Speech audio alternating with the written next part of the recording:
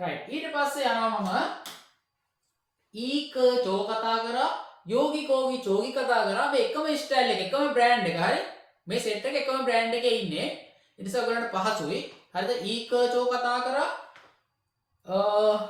මොකද කතා කරේ යෝගි කෝගි චෝගි කතා කරා එකම බ්‍රෑන්ඩ් එක එකම තුරුම්පුව හරි ඊට පස්සේ අවසාන කතා කරනවා ඊගෝ කුගෝ චෝගෝ ඊගෝ කුගෝ චෝගෝ එකම විදිහයි බලන්න 이거 뭐예요? 이거 뭐예요?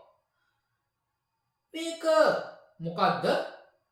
이거 뭐예요? 이거 주세요. 이거 주세요. 이거 주세요. අපි ළමයි කොරියාවට ආවට පස්සේ බඩු බහන්න වල නම් දන්නේ නැහැ. මෙන්න මේ නම් දන්නේ නැති නිසා තමයි හරිද? මෙන්න මේක මම කියන්නේ හොඳ තුරුම්පුවක් කියලා. හැම දෙයකම නම් දන්නේ නැහැ. ඕගොල්ලෝ පොළට ගියාම හොඳට පාවිච්චි කරන්න හොඳට බලන්න. ඔයාලා පොළට ගියාම පොළේ තියෙන දේවල් වල නම් දන්නේ නැහැනේ. පොළට ගියාම පොළේ තියෙන දේවල් වල නම් දන්නේ නැහැ. උදාහරණයක් විදිහට බලන්න මෙහෙම. හරිද? උදාහරණයක් විදිහට හරිද? දැන් මෙහෙම තියෙනවා. මෙන්න ඉන්නවා මෙතන කවුද? මුදලාලි ඉන්නවා. හරිද? ඔයා ඉන්නවා මෙතන. right ඊට පස්සේ මෙතනත් මොනවා හරි තියෙනවා හරිද මෙතනත් මොනවා හරි තියෙනවා කියලා හිතන්න මෙතනත් මොනවා හරි තියෙනවා මෙතනත් මොනවා හරි තියෙනවා මෙතනත් තියෙනවා ඔය වගේ ඔන්න මේ හැම තැනම මෙතනත් තියෙනවා මුදලාලි ගාවත් මෙහෙම තියෙනවා හරි ඊට පස්සේ දැන් මම ඉන්නේ මෙතනනේ right මෙතන තමයි මම ඉන්නේ ඊට පස්සේ මම මෙයාගෙන් කියනවා දැන් මට ආසන්න මෙයා චුට්ටක් උඩට යන මේ ඈත වැඩිනේ right මෙයා දැන් මේ පොලේ මේ මුදලාලි ගාවටම ගිහිල්ලා ඉන්නේ හරිද right සරලවම කියලා දෙන්නේ නැහැ මේකත් අන්තරේ හරිද ඊට පස්සේ මෙයා මෙතන මෙයාට ළඟම තියෙන්නේ මොකද්ද මෙන්න මේවා තියෙනවා මේකේ හැබැයි නම දන්නේ නැහැ මෙයා මේ තියෙන දේ නම දන්නේ නැහැ මෙයා නම දන්නේ නැති නිසා මෙයා අහනවා මොකද්ද 이거 얼마예요 이거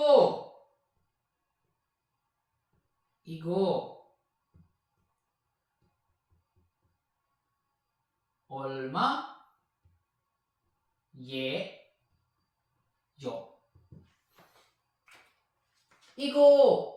이거 얼마예요?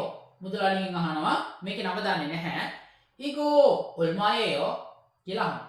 එතකොට මුදලාලි දැන් මේක ළඟම කාටද? මෙයාට. හැබැයි මුදලාලිට මේක දුරයි නේද? මුදලාලිට මේක දුරයිනේ. එනිසා මුදලාලි කියන්නේ මොකද්ද?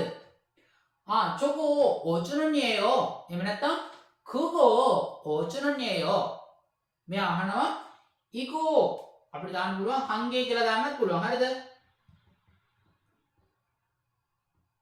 හංගේ. හරි? 이거 한 개 얼마예요? 그거 한 개는 5,000원이에요. එතකොට මෙතනදී ඔයාලට මම තේරුම් කරලා දෙන්න ඕනේ මොකද්ද? මට ළඟම තියෙන දේ. මට ළඟම තියෙන දේ තමයි ඉගෝ වෙන්නේ. දුරම තියෙන දේ තමයි ළමයි කොගෝ නැත්තම් චොගෝ බවට පත් වෙන්නේ. මම හිතනවා ඔන්න සරලවම කිව්වා. මෙයා කියනවා ඉගෝ හංගේ 얼마예요? ඉගෝ හංගේ 얼마예요? ඊට පස්සේ මුදලාලි කියනවා 그거 하나는 එපත් කියන්න පුළුවන් කතා කරන භාෂාවනේ. 그거 하나는 5,000원이에요. නැත්තම් 그거 한 개 5,000원이에요. 그거 한 개 5,000원이에요. කියලා කියනවා. ඊට පස්සේ දැන් මට අහන්න පුළුවන් මොකද ඈත තියෙනවා එකක්. මෙතන තියෙනවා කියලා හිතන්න දැන් මෙයාට දුරයිනේ. එතකොට මෙයා අහනවා right මෙයා අහනවා 저거 뭐예요? right මෙයා 저거 뭐예요? 저거는 뭐지? 저거는 뭐지? 닭이에요. 저거는 닭이에요. 내가 저거는 뭐예요? මෙයාට දැන් මේක ළඟයි හරි. මෙයාට දැන් මේක ළඟ නිසා මෙයා දුරයි. මෙයා 저거는 뭐예요? මෙයා කියනවා 이거는 닭이에요. ඊට පස්සේ මෙයා 1kg 얼마예요? 키로가 කීයද? 1kg 20,000원이에요. 1kg 20,000원이에요.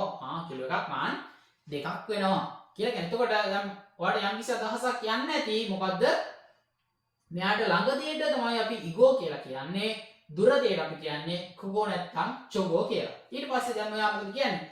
කර්මියෝ. දැන් මෙයා කියනවා කර්මියෝ.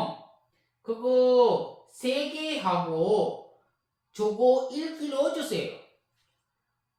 이거 세게 하고 저거 1kg 주세요. මේකෙන් 3කුයි ඒත් ඒ වගේම මේකෙන් 3ක් සහ මේකෙන් 3ක් සහ අරකින් එහෙම නැත්නම් ඒකෙන් කිලෝ එකක් දෙන්න කියලා කියනවා. ඊට පස්සේ මොකද කරන්නේ? නේ අගස්සයෝ කියලා මෙයා මේ ටික අරගෙන මල්ලකට දානවා. හරිද? මල්ලකට දාලා ඊට පස්සේ මොකද කියන්නේ? යෝගී ඉස්සයෝ මොකද කියන්නේ? දැන් මෙයා මේ ටික අරගෙන මොකද කියන්නේ? යෝගී ඉස්සයෝ අපි කලින් ඉගෙන ගත්තේ. මෙන්න තියෙනවා යෝගී ඉස්සයෝ රයිට්. මොකද උන්නේ දැන්? අර යෝගි චෝගි කෝගි කියන එක දැන් මෙතනදී භාවිතා වෙනවා. මොකද මෙයා මේ මල්ල අරගෙන ඇවිල්ලා කියනවා මෙයා ඉල්ලපු බඩු ටික යෝගී ඉස්සයෝ රයිට්. ඒ වගේ තමයි අපි ආයතනයක අත ළමයි මොකද්ද කවුරු හරි මොනවා හරි ගෙනල්ලා දෙන්න කියපුවාම කොහොමද කියන්නේ? යෝගී ඉස්සයෝ මතකද? කවුරු හරි ආයතන මොනවා හරි දෙයක් ගෙනල්ලා දෙන්න කියපුවාම යෝගි තමයි පාවිච්චි කරන්නේ. යෝගි කියන්නේ මෙතන. මෙන්න තියෙනවා, මේන් තියෙනවා. යෝගී ඉස්සයෝ. රයිට්. ඔන්න ඔය විදියට තමයි මේ